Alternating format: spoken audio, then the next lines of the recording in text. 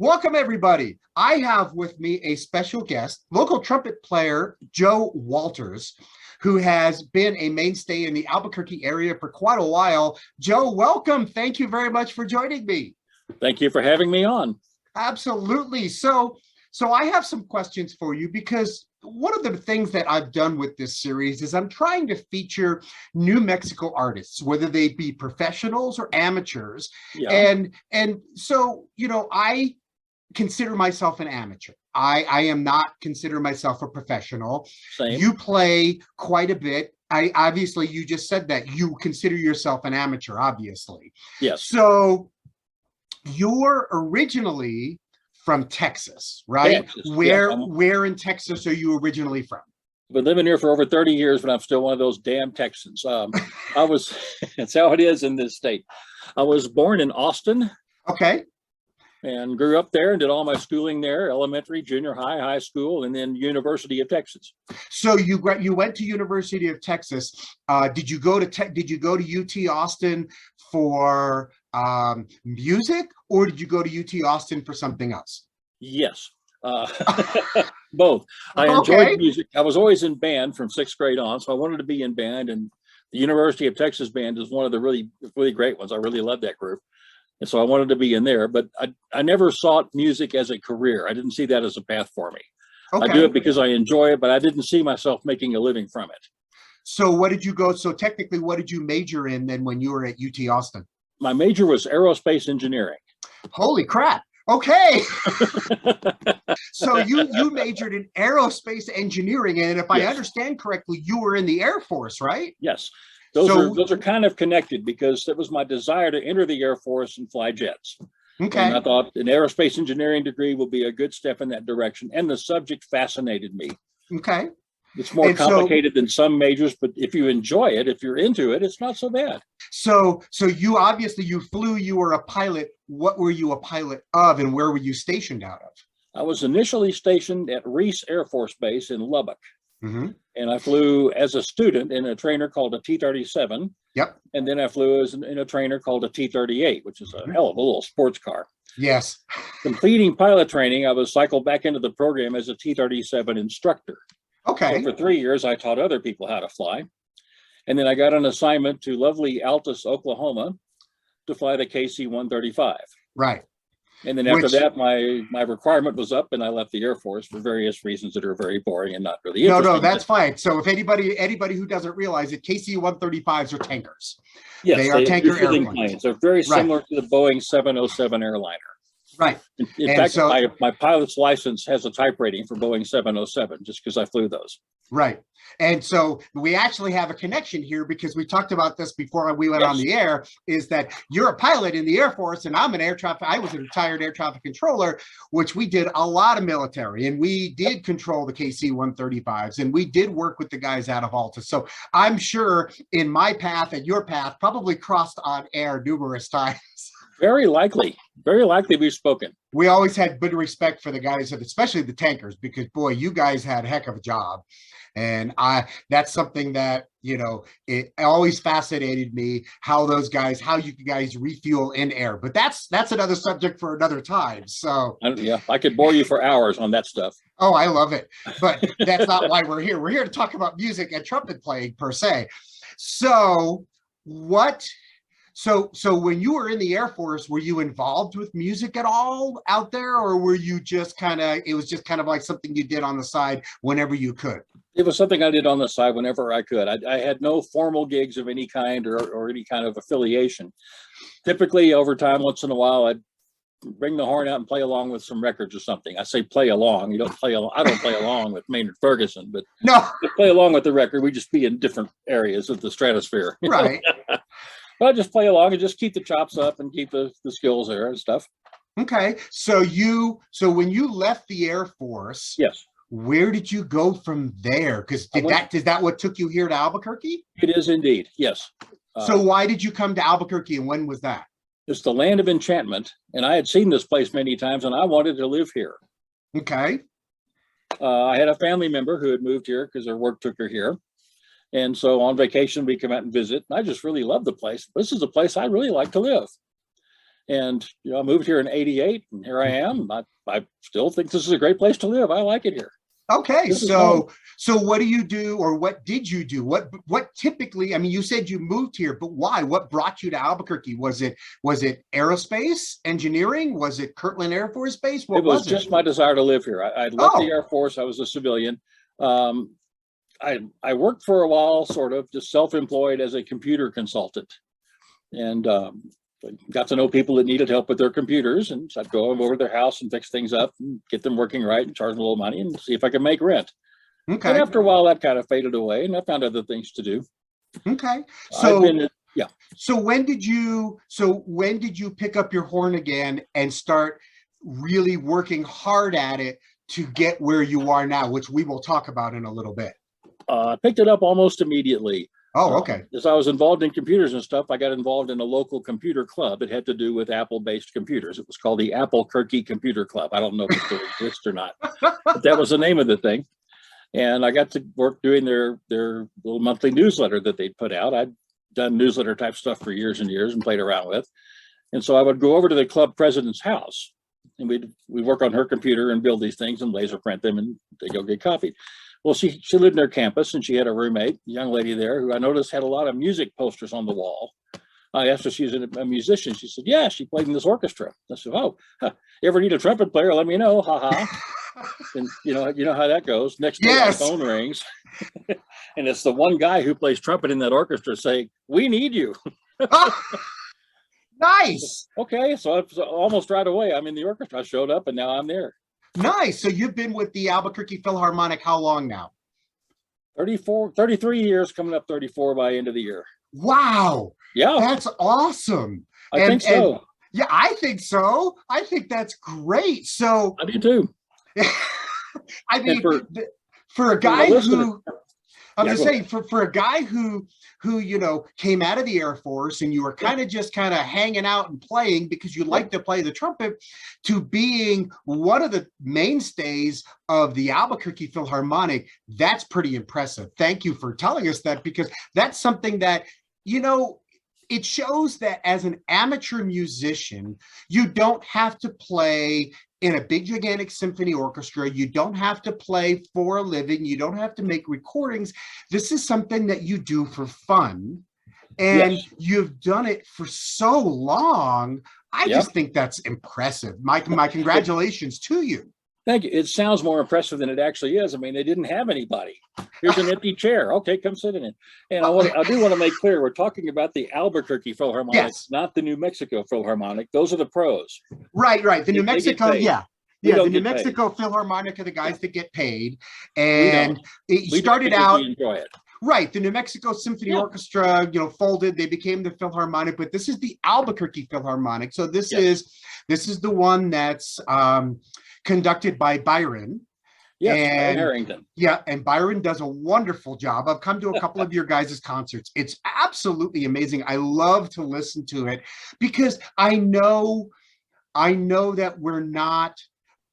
Albuquerque isn't the hub for classical music, but we have a lot of good players here. I interviewed John and Bryn. I have Leaf coming up. I've got all these people coming up, but the Albuquerque Philharmonic is different in that everybody is there because they want to be. It's not about money. It's about playing, the enjoyment of playing, right? Right. We don't arrive and start working on a resume for the next orchestra. Right. Right. We come in because we want to be there. So when you play in the Philharmonic, it's you and John mostly doing this. Do you have a third? Culbertson. Yeah, Kinley Culbertson is our third. Okay. Interesting thing about Kinley is he was a member of that orchestra day one. When it was formed, he was there at the first rehearsal. Wow. Now, so he's been in, how long has that been? That's close to 50 years, if not beyond. It's been around a while. And his job situation or something changed. He had to leave the orchestra for a time, and then I came in having never heard of him, and then sometime later he came back, and I was kind of in awe of this guy who, you were here before me, pretty cool. He's a great guy. That is kind of cool. So what other groups do you play in? Do you also play in some brass quintettes and stuff like that? I'm a member of a brass quintet called the High Desert Brass. Okay. That's myself, John Golobic. Our tubist is Sean Kennedy. Bill Swift is on horn, and David Harmony is on our trombone. Okay. And we stopped rehearsing when the first lockdown hit from the pandemic. So we haven't started up again yet, but there's talk. So I think it will before too terribly long. Brass quintet is my thing. I played brass quintet all through college. Excellent. And I love to hear it. And I love when, especially when you get a good brass quintet that meshes well. Some don't mesh as well as others, but as long as you guys, everybody's listening to each other, I think that's what makes the difference. It makes a lot of difference. And we pick out music we enjoy playing and enjoy hearing. Okay. So now you have an interesting story, because in 2001, you applied, and I want to make sure I get this right. You applied for the position at the International Trumpet Guild, and this is a position that you still hold. Tell me about that, please. Yes. The International Trumpet Guild, anyone listening to this who's a trumpet player, you should be a member of that organization. There are lots of wonderful things that come from that. Yes. And the moment I learned they existed, I signed up, because this is just something I would have done, right, and wanted to be doing. And it's fascinating, and I really enjoy it. They turn out a quarterly journal, professional sized printed piece. Yep. With all sorts of articles and how-tos and interviews and various wonderful things, CD reviews and so on and so on. And someone's got to build that. That's what I do. The fellow who had been building it had enough, and he wanted to move on. And so I had experience doing that kind of thing on a smaller scale, but I knew how to do it. Right. So basically you are, I don't want to say the publisher, because that's not the right word. In a sense, you're the editor. I'm not the editor. The editor's a different person. He handles the text and pictures coming in and corrects this and amends that and changes this and approves this. I am the publisher in that I assemble the thing into a ready for press piece. Right. And hand it off to the printer, who then makes the actual journals. Right. And you've been doing this since 2001. Now, I understand that you had a unique way of getting the job. Tell me, how did that come about? It was just right place at the right time kind of a thing. They published something on one of the, there's a Usenet discussion group called TPIN, Trumpet Players International Network. And the fellow told me, I'll go check that out. I saw messages on it, trumpet players talking to each other, and then a little list from ITG saying, we need a new editor, we need a new layout person. So I sent in an application. Basically, I mailed in some samples of stuff I'd done in a letter. And a few days later, I get a phone call from Jeff Piper, who at the time was teaching trumpet here at UNM. Right. And he was also I believe at the time, secretary of the ITG. And the president called him up and said, go find out who this guy is. So he and I met for lunch, and we talked a bit. Next thing I know, Jim Olcott, president of ITG, calls me up on the phone and says, we're offering you the job. I said, I'll take it. Absolutely. And you've been doing it ever since, which is absolutely awesome, because I'm a member of ITG, and the journals are always nice. Yes. I do like them, and great articles. I think they're done in a very good way. So in a sense, this is a compliment to you, because I like the way it's some magazines are like overwhelming. This one is very readable, and I love the layout of it. So my compliments to you. That's awesome. Thank you. So try to make it look good. You have the ITG conference coming up, don't you? Yes, and I'll be going to that. And that is where this year? San Antonio, Texas. Okay. We live in the only state where if you mention San Antonio or Las Vegas, you have to specify which one. Yes, because we have a San Antonio South and a Las Vegas North. So, yes. So that's true. So when is that? When is the ITG conference this year in San Antonio? It begins the last day of May and runs for about 5 days. Oh, so it's right after Labor Day. So it literally is Labor Day. Yeah, I leave a week from today. In fact, it's the first day of it. And it is a blast. I cannot tell you if you've never been to one. No. And you need to go to one of these things. It is all these very famous and high-end trumpet players are there, and they're all approachable. You can walk up, just say hello. Yeah, I've been told that. Yeah, I've been told that. I get out of the cab, I got my suitcase, I walk up to the elevator with my hands full, and Jens Lindemann walks up and says, allow me. Pushes the button and gets on the elevator with me. Thanks for the ride, maestro. Oh, that's awesome. But yeah, it is. All these guys. I mean, I know because Bryn told me the same thing and John told me the same thing. You should go to an ITG conference. Yes. Even if you just do it once, you should go to an ITG conference. You hear musicians you never hear anywhere else. Right. And they're amazing. And you see things in the dealer room you can't see anywhere else. You're thinking of getting a new trumpet. Where else can you go and try out hundreds of them? Yes. Yeah. Try out the fact, entire stock from this manufacturer. Try out the stock from that manufacturer and decide. Yes, I should make the effort to go to an ITG conference. Yes. I do need to do that. Since I'm a member, I should do that. So I have an odd question for you, and I ask this of a lot of my interviews. Sure. So, what's the most unique gig or the most high profile or just plain weird gig performance that you've done? Can you think of one? Yeah, a couple of them come to mind that are not so much weird, but just stand out. The Albuquerque Philharmonic, about 10 years ago, we did Beethoven's Ninth. Mm-hmm. And I was stunned when it was announced we're going to do that, because I never thought I'd have the ability or the opportunity to play that particular piece. And that's a high point to me. Myself, I also have played in mariachi bands, a couple of mariachi bands, and those are different. That's fun. I know one year though, we played up in Santa Fe at the big fiesta there. Mm-hmm. And we were in the plaza, we were just performing, and we did one particular piece called El Niño Perdido, the Lost Child.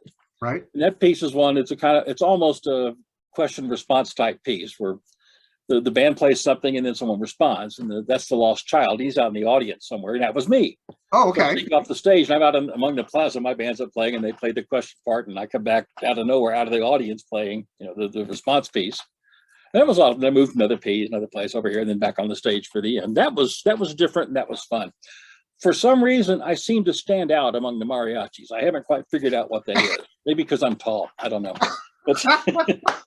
Yeah, I'm not going to go any further into that. Go on. Well, there's a thing they used to do here every year. I think they still do it to some extent, called the Mariachi Spectacular. Yes. And there's a concert and stuff at the end, but it's 3 or 4 days of classes if you want to learn to play the mariachi. And I've often heard these things. How do these guys make those sounds? How do they do these attacks and all this? So I went a couple of years and sat in on these classes and learned how to do this stuff. And I thought I still have a ways to go. I always, as a kid, thought this was like, Mexican bubblegum music, something like that. No, it's very serious. It's old stuff. Oh, yes. The Aztec Empire. Oh, yes. There's right ways and wrong ways. And, oh, my God. And if you play it the wrong way, it's blasphemous. Yeah. And, it's true. It is. I played, if you're familiar with, do you know who Roberto Griego is? No. He's a Hispanic artist here in town. I don't know if he's still alive or dead. I honestly don't know, but I played with him for a few years when I first moved back to New Mexico. And, it was funny because it was Spanish music and he sung in Spanish. And the 2 trumpet players were the only 2 white guys in the band. And just like you said, we stuck out really, really, really bad. And he loved to introduce us because I originally came from New York and the other trumpet player was from New York. So he liked to introduce us as the trumpet players from New York. Even though we were both lived here and grew up here, he would introduce us as our trumpet players directly from New York. And he would introduce us. So we'd be like, oh, okay, let's just play.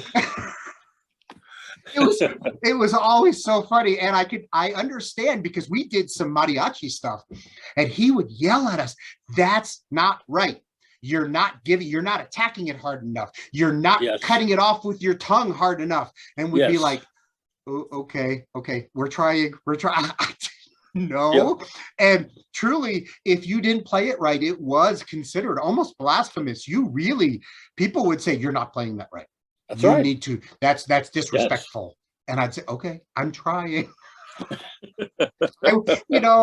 I had just come from a teaching job. I was just moved to Albuquerque, and all of a sudden I'm thrust into this position. I'm like, okay, over my head. This is not something I know. And I talked with some of the other trumpet players, Ziggy Garcia and some of these other guys that play in the Hispanic bands now. And they say there is an art to it. And I believe it. There is an art to playing in a Hispanic band, a mariachi band. That music is very, very interesting, but you better know what you're doing. Yes, because they don't learn. This wasn't developed using the same structure and printed music that we use in the Western world, in European-based music, the printed mariachi parts, when you play them, you have to understand that that's not what you play. It's just a guideline. The patterns you actually play are different. You may see just a bunch of 8 notes in a row, that, but you're supposed to play that, slightly staggered. You're supposed to just know that, and a lot of that sort of thing. Right. And that's something, if you don't know it, it becomes it becomes an issue. It's one of the things that, you know, I've having played some of that music, I noticed that the time is not always, it's not just 4/4 time. Right. You could be 3/4, 5/4, 6/4, 5/4, 3/4, 4/4. It's based on the lyrics. It's based on what they're, and you better know what you're playing. I agree. I bet that, you know, that must have been an interesting learning experience for you to be able to do that. It was a whole new world. Yeah, and it was during the summer, in between the Philharmonic stuff. So I played this thing one year, and then we came back to Philharmonic, started playing again, and about 10 minutes into the rehearsal, the other 2 trumpet players look at me and say, "You sound different." Was that a good or a bad different? I don't know. It was, I wasn't realizing I was still playing everything mariachi style in the orchestra stuff. I was still hitting the hard attacks, and staccatos are those, you know, they're not articulated as ta, they're articulated as tot. Yeah, they're a tot. Yeah. And if you make enough sound that there's more than one sound wave, the note's too long. They're serious about, you know, well, in classical orchestra, you're told staccato doesn't mean short, it means this and this, and there's still some way. In mariachi, staccato means shorter. Yeah. It's not short enough. If I hear the note, it's still too long. So that's funny. So now, what other music do you play? Do you, obviously you've done mariachi, you play symphony, you play brass quintet. Do you play any commercial stuff? Do you do jazz? Do you any of that, or is that not something that you've ever really explored? Never really got into it very much. I did help a couple of guys actually recording a couple of CDs that just needed someone to play a trumpet. And I learned around here, when you get on somebody's album, you go to their house and record at the house. So, okay, fine. And one of them was a Christmas thing where a fellow had put together a piece, and he wanted a mariachi style trumpet in the background, 2 trumpets. So I went over to his place and I just kind of penciled something together from what I knew and recorded the 2 parts of it. And so when I hear the piece play, if I hear the 2 trumpets playing, I know it's both me. But nice. That's about as far as that sort of thing has gone. I don't do a lot of stuff for pay for trumpet anyway. I'd happily do so. It's just, that's not the path I'm on. Well, and that's fine. It's what you enjoy. And if you enjoy playing in the Philharmonic and you enjoy chamber music and that's what you want to do, there's nothing wrong with that. And everybody's different. There are some guys I know who don't like playing classical. And there's other people who this is what they enjoy. And you know what? It's whatever you enjoy, because you're making the music and it's what you enjoy the most. That's what you should be playing, right? Yeah, I agree. Otherwise, why are you doing that? Yes. I tell people that all the time. If you're not enjoying it, and it not just music, but whatever it is, if you're not enjoying it, why are you still doing it? You know, that's one of the things that, I mean, if it's, and sometimes you don't have a choice. Sometimes that's your golden ticket. Yeah, you know, and if that's your golden ticket and that's how you're making your living, sometimes you have to kind of buckle up and do what's being asked of you. But you know what, for us who are amateurs and we're playing because of a love of playing, there's a balance. And sometimes you have to find that balance, right? Yep. So, okay. So what upcoming performances do you have? Obviously, the Philharmonic does a summer series. Yes. What else are you involved with over the summer that you want to mention? Anything coming up? No, the Philharmonic does a summer thing in late June, which I talked to you about briefly before the thing. And it's just a chamber type music, but it's full orchestra. And we usually do that. I think it's at Keller Hall. I have to look that up, but that's coming up soon, and it's 2 concerts, and that's pretty much it for the summer.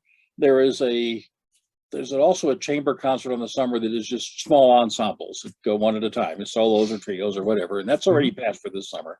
Okay. So we'll start up again probably in August or so and start rehearsing and getting ready for concerts for next year. The COVID thing affected everybody, and we had a year or 2 with no concerts, and we did like 2 concerts last year, and the first one was strings only because they wanted everybody masked all the time, and it's kind of hard to play the look, I feel for you, because in the concert band we rehearse at El Dorado High School. Yep. And so not only did we have to wear masks, which, you know, I wore the one with the flap, we had to wear bell covers. Oh, And good grief. that was horrible. Bell covers are the worst. I will tell you that right now. Bell cover. I don't know how some They people wouldn't did let you it. just use a Crown Royal bag like everybody else. Well, you could use a Crown Royal bag. We had one guy who used a Crown Royal bag, but I actually bought a one. I actually bought an inexpensive one that went over the bell. You know what? You do what you got to do to play, right? Yes. And during COVID, you did what you needed to do. I did a whole bunch of virtual ensembles, and I did a whole bunch of recordings, and I did a whole bunch of stuff like that. The first lockdown hit and the pandemic, and suddenly the groups I was playing in wasn't rehearsing, and so I put the horn away, and I had no idea how long it was going to be. And there was a day it came, I thought, I haven't touched that horn in 6 months. Oh no. And then one day, I haven't touched that horn in a year. Oh no. And then one day, I haven't touched that horn in 2 years. It's been in the garage. I haven't touched it. Oh And I thought, God. if I had known, I would have bought that old book, Double High C in 37 Weeks. I could have gone through it 3 times. I'd have some serious range, man. If I had known. Remember that old book? Yeah. Yes, I do remember that old book. Yeah. I retired December 1st of 2019. Mm-hmm. In February of 2020, I was in the pit orchestra for Dreamgirls. And so I did the Dreamgirls Orchestra for Musical Theater Southwest. I was doing concerts for Albuquerque Concert Band, and all of a sudden, everything went zink and gone. And I was like, wait, now what do I do? What do I truly felt lost. And I know there were other musicians that were like that. And I still continued to practice, but I was like, what do I do? And that's where I came up with the YouTube page and started all of this. And I started interviewing local trumpet players and local musicians to try to make sure that people knew about this, because we have a trove of excellent players here in New Mexico. Besides professionals, amateurs like you, we have amateurs like John. We've got guys who are here who are teachers. Brad Dubs, who is an excellent trumpet player, and he's the high school band director. All of these guys, I want to make sure that people know about them. And that's the whole point of this thing. So anyway, so let's wrap this up. I want to thank Joe for joining me. I want to thank you for all the wonderful things. Your stories are awesome. I want to hear you play mariachi. I want to thank you for all the work you've done all these years, 35 plus years now, I think it is, in the Albuquerque Philharmonic. And ladies and gentlemen, thank you very much. We look forward to seeing you next time.